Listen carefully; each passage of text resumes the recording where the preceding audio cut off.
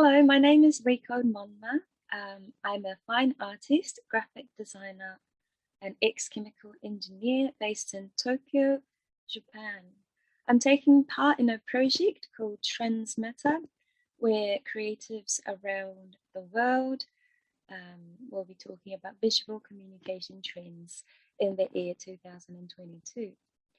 In my presentation, I will be talking about my experiences trying to live slow in a big city like Tokyo. Please have a listen. Hello, I'm Riko. I'm talking to you from my little apartment in Tokyo from my bedroom. And like I mentioned in the previous slide, today I'll be talking about things to notice when living slow in Tokyo, which is a little counterintuitive because Tokyo being such a city, you don't really expect for people to be able to live slow. But this is what I aspire to do. And I'd like to talk about trends that I notice while I am trying to live this life. A little about me. I'm a fine artist. I'm an artist actually from New Zealand, currently based in Tokyo. And my background is actually with a Bachelor of Science in Chemistry and Physics and my Master's in Chemical Engineering. I began my artist career in 2018, this is now 4 years ago, after some corporate experience with cosmetics companies. So my perspective might be slightly different from a usual creatives. I like to be a little bit more, perhaps a little on the analytical side, but from here, I just like to talk about how I see things in Tokyo. Okay, I'd like to talk a little bit about my work here. The subject that I choose to paint are usually about the designs of nature and its study by humans through science and art history. What I like to paint about and what I like to convey are human emotion, nature's timelessness, and this quiet, soft strength, perhaps associated with feminine energy. And I am inspired by ancient civilizations and ornamentation culture and the heritage behind why these ornamentations came to be. So this presentation will be from solely my perspective as an artist doing this kind of work. So in this sense, I'll be focusing on the more quiet side that I see in Tokyo. Yes. Okay. So first off, what stands out to me while living here in terms of this soft trend are organic textures. Here is a picture from a paper making store in Tokyo. And they make all the paper from scratch using traditional techniques, and it's such a beautiful store. This is just one example, but I'll just get into it in the next slide. So I see a lot of what I see with this trend is there's a lot of attention on materials in general, and also showcasing the origin of the materials, as well as a lot of brands and companies being extremely careful about being chemical free in the production and that the material is ethically sourced. I think this is a great movement in general. One prime example is plant dyeing. You see an influx in a lot of brands utilizing indigo dyeing, which is quite traditional. There's a long traditional process of that in Japan. Or say dyeing from food waste, such as onion skins and avocado seeds. I do that myself as well. This trend you can also see, perhaps not as a trend, but also it's a long-standing, strong pillar of Japanese art as well, fine art. There is a lot of attention on textures of the materials used, such as you see in the right picture. Next, we've got nature-oriented branding, very closely tied with my first point. But here we notice an influx in brands utilizing nature, especially since or slightly before COVID. There is a lot of want for people to revert back to nature, especially as they start realizing that perhaps COVID gave them a break from all the busyness in the city, and that perhaps being able to see or visualize nature was great for sort of a way of self-love. So here I'll be discussing some nature-oriented branding. This kind of visual images is quite commonly seen in magazines, magazine covers, and even the store design and clothing campaigns, and as previously stated, fine art. All of these pictures that you can see are actual visual campaign images taken from Japanese brands. Yes, and there is a very close positive image that comes from asking people who live in the city to go back to, say, sort of their roots, to back to nature. And yes, so that's another trend that you see. And all of my points seem to be quite closely related to one another. But the third trend is also a little bit delving deeper into this trend, which is conscious product design. And this is more a trend, not about just visualization, but also how brands have decided to market and showcase the story behind their products. So whether it be from the people who make the ingredients, so where the ingredients are sourced from, its development process and production, there's been a lot of effort directed into the transparency of the story. For instance, all of these images that you see below here, you can see in the bottom left, you see the products actually being made. This is, I believe, was from a skincare brand, and all of the process. I think Japan, perhaps about a decade ago, used to focus rather on the finished product as opposed to the process. And maybe there was a long-standing but niche group of people who were always dedicated towards craftsmanship in Japan. But there's sort of been a newfound light on this. And we are starting to see a revival in this, which is brilliant. Another topic is sustainable packaging design. This is where I'm sure not just in Japan, but a lot of different countries around the world is focused on this. The Japanese take on it could potentially be, say, in the top right corner, you have a natural dyed scarf. It's just a scarf, but traditionally, Japanese people have learned to use this as a form of, say, a reusable bag. And we see that reflected in various companies choosing to use this as their form of packaging. So it's essentially a packaging that can be used over and over again when you buy the product. Yes, top bottom image is from Shiseido's brand Baum, and they have also vowed to use sustainable packaging.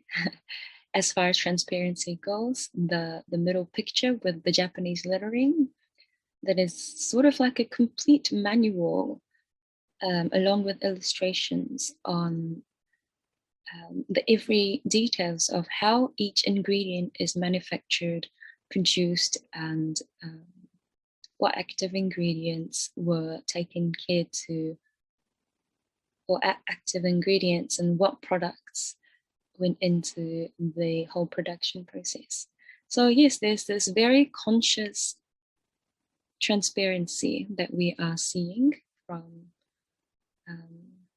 the brilliant angle.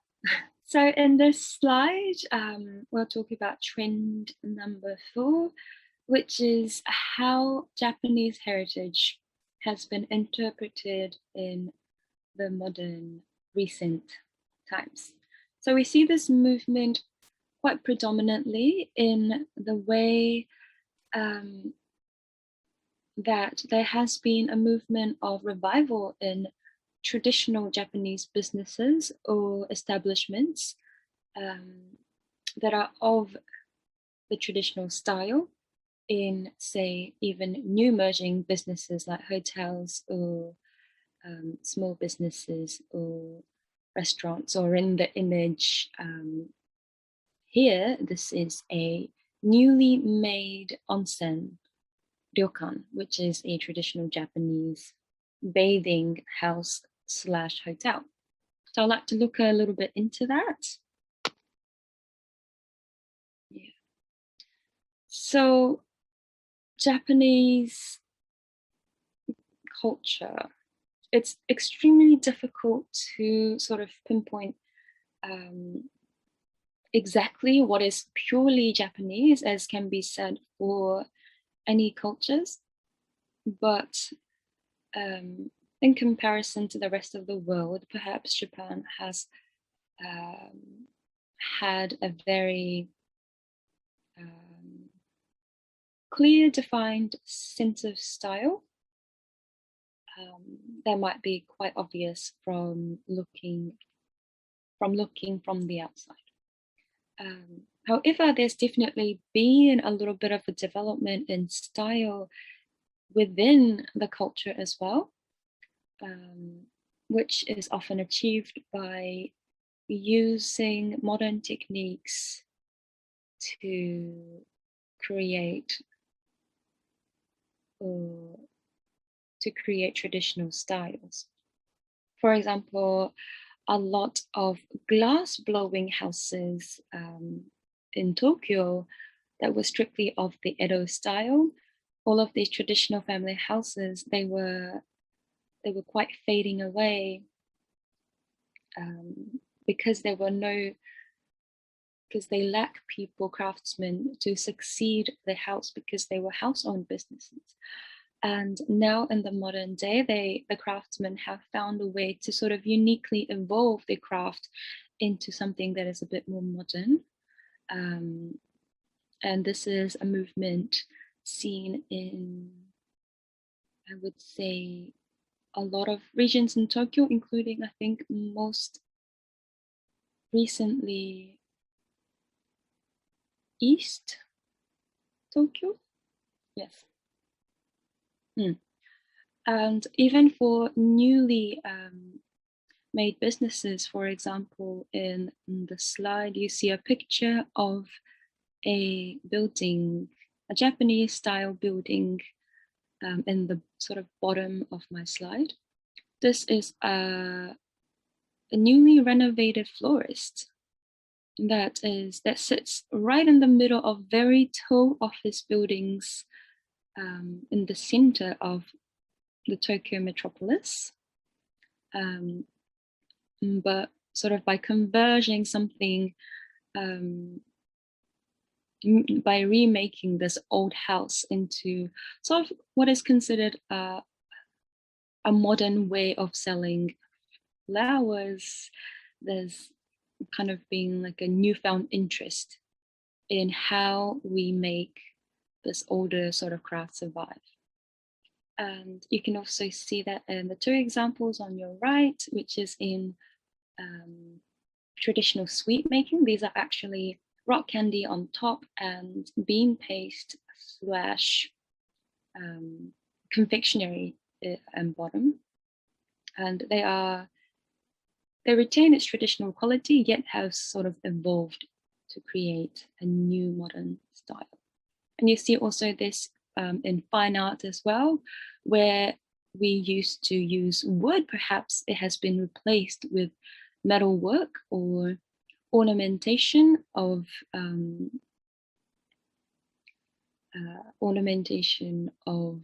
the way of ornating jewelry or fine art has been sort of modified or enhanced using modern techniques.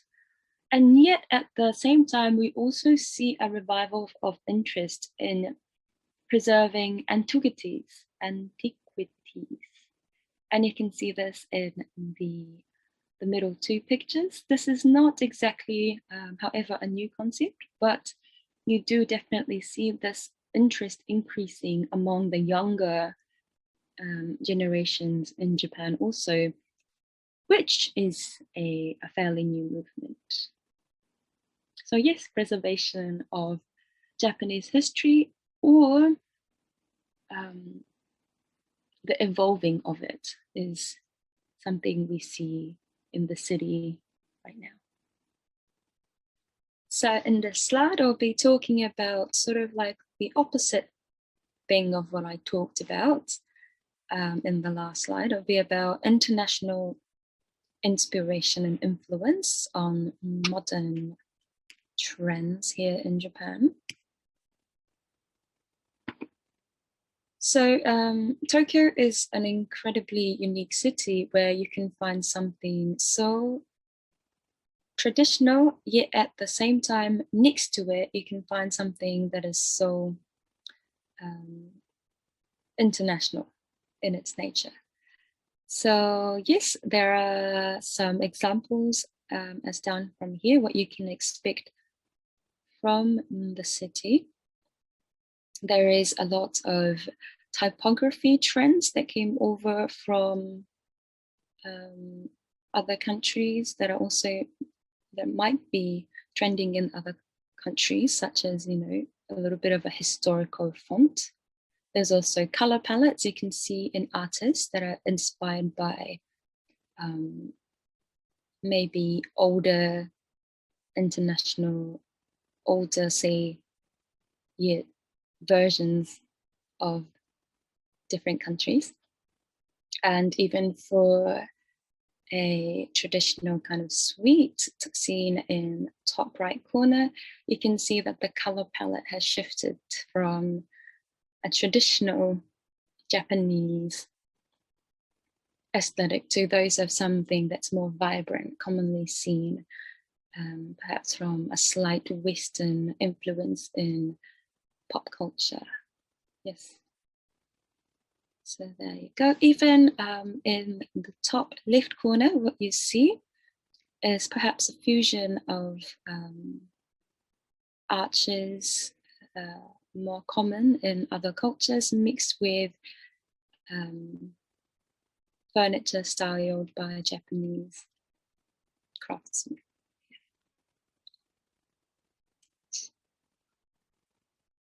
Another point, number 6.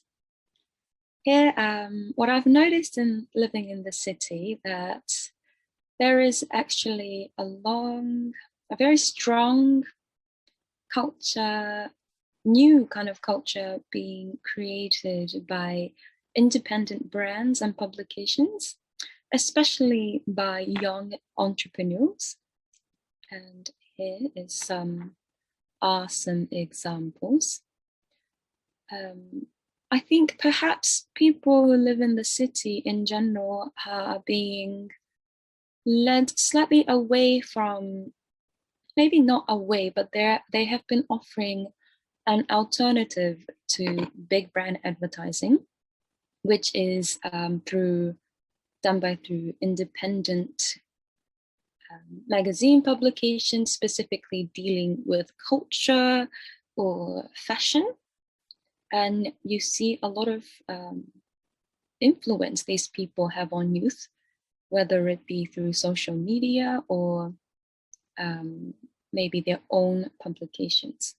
So here are some examples of magazines. To list a few, there's Good Era Magazine, Magna, and the one that my friend does is White Lies.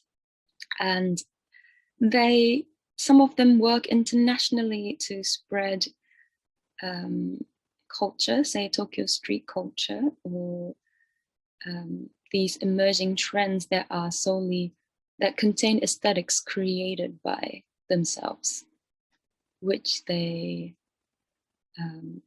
publicize, and they also host social events, and they actually do advertising campaigns almost equal to big brands in prime locations in Tokyo, which eventually I think leads to a very strong fan base. And this, in a way, is where new culture you can see is being created. Okay. Lastly, but not least, another interesting take on trends in Tokyo is the culture surrounding food.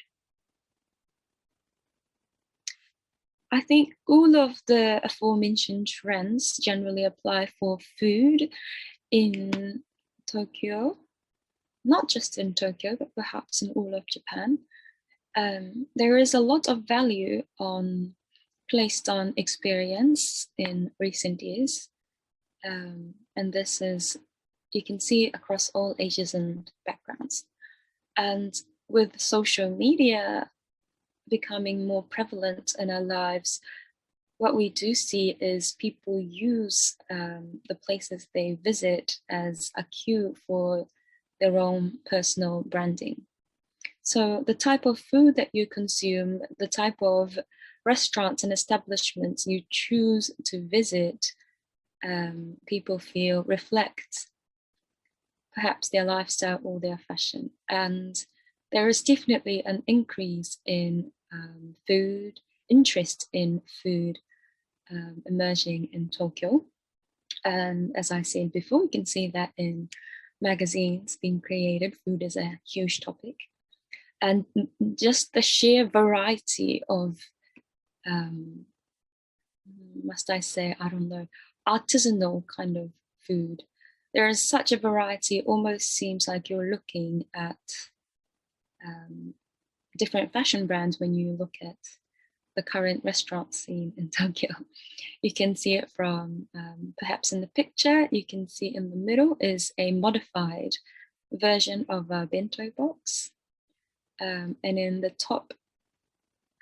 bottom right corner, you can even see something that is more retro in style, that has been around since perhaps the 1920s in Japan.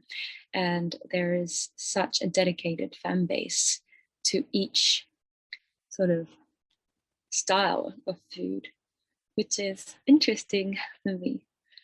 Yes, and this concludes my presentation in some more quieter trends I observe in Tokyo. I hope it helps or maybe of your interest. Thank you for your attention.